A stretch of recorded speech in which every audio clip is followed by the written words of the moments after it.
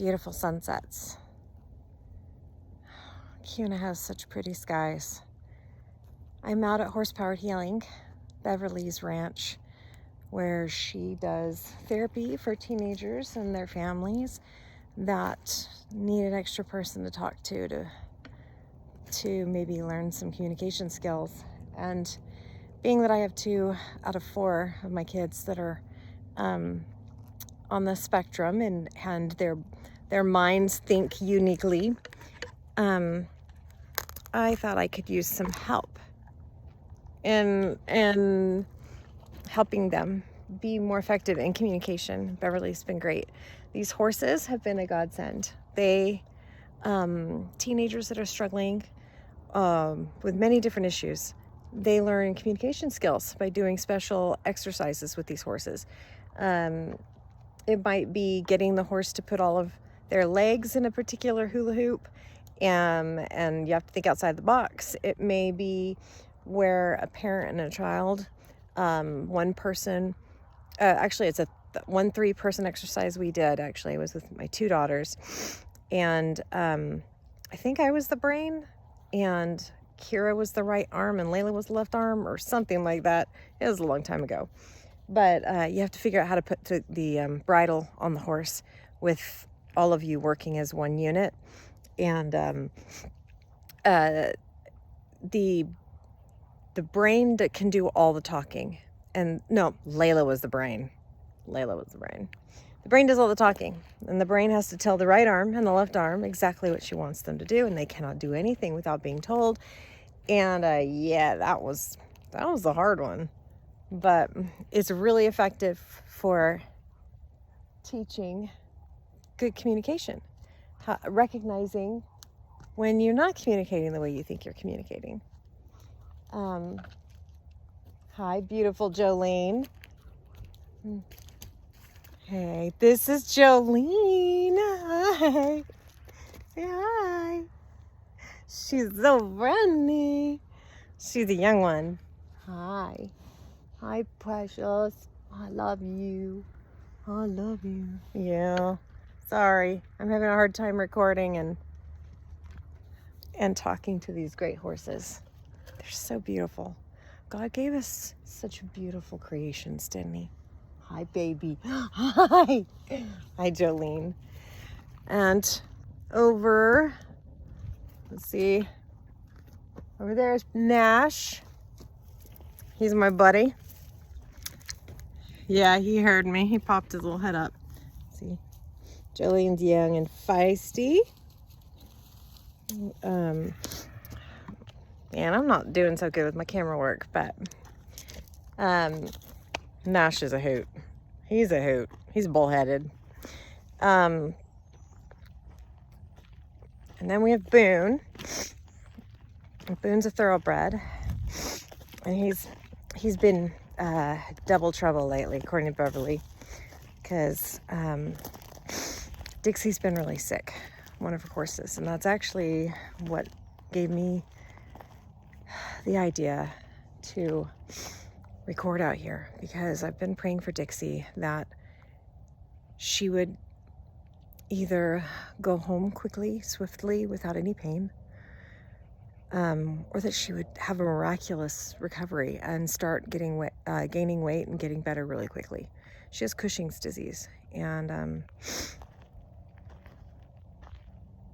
it's been rough. She was a racehorse in her younger years. There's Boone. Double trouble, as Beverly's been calling him. He's a handsome one. Anyhow, yeah. Dixie was the horse that Beverly's usually working with, but she's very sick. Dixie's always been very protective of Beverly. Like if Beverly would fall in the field, and the horses, one time they were coming to run for food, Beverly tripped and fell, and Dixie went and stood right over her to make sure that none of the horses trampled her. She needs prayers. I really hoped she'd get better. But it's turning to winter, and it looks like she's taking the caveat of going home quickly. She has lived a long life. She's, I think, 20. And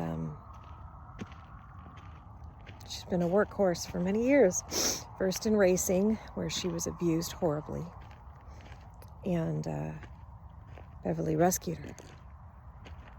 And then she came here, got to heal and help others heal. This is Trouble. Actually, it's Oakley, the newest horse.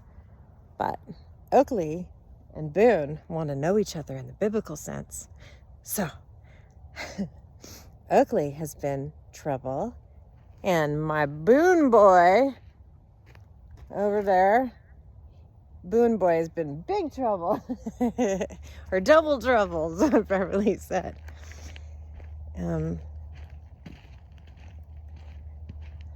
But these horses have seen us through some really hard times. They helped me mourn my mom's passing because I went into denial. And I went, because I took care of my mom the last 10 years of her life. Actually, it might have even been longer. I moved in with her in 2011. And 6 days after I moved in, she had a stroke. The Lord must have known and brought me there at that time, because she suffered a stroke and they found a plum-sized skull bone tumor. Photo bombing. Plum-sized skull bone tumor in my mom.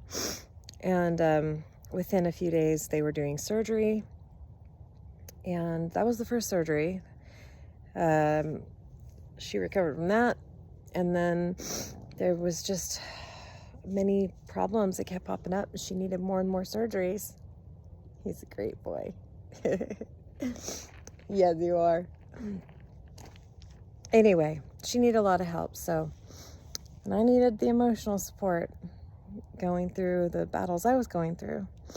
And at times, because of my own health challenges, it was like the blind leading the blind there. And at other times, we did not accomplish much, but we were a boon to one another.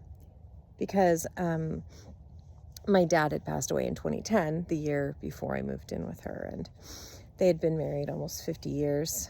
And actually, they were married longer than 50 years.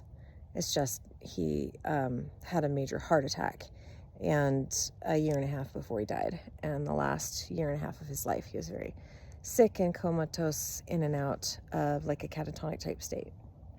So, but yeah, that was really hard for my mom.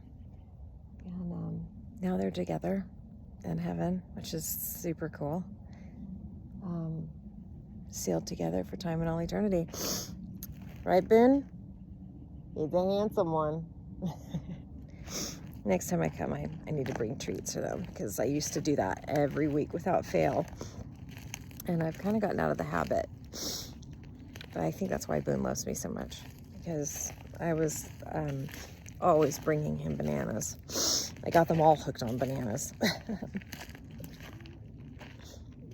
But anyhow, I'll show you Dixie in a little bit. It's just really dark in the barn, and my light is not working very well. I'm hoping to also interview Beverly, so that Beverly can tell you all more about what she does and how she does it. It's such an inspired program, because horses are like soul mirrors. They really are. They can often reflect what's going on inside of you internally.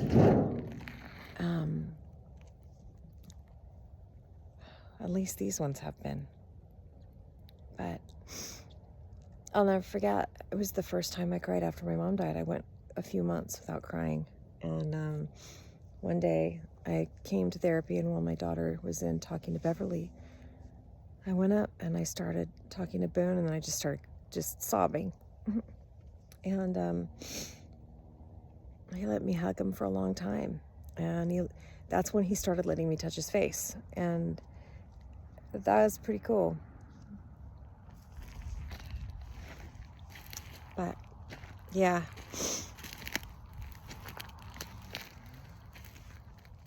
Heavenly Father has made such a beautiful world for us. All these beautiful creations. We have so much to be thankful for in this month of gratitude.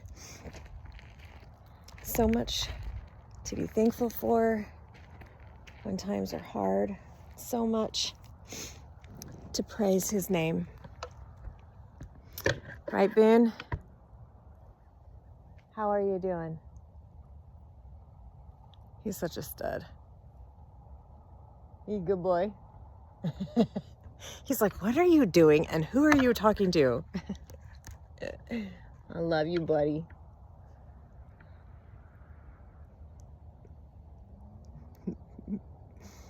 Anyway, I plan on making another video tonight when I get home.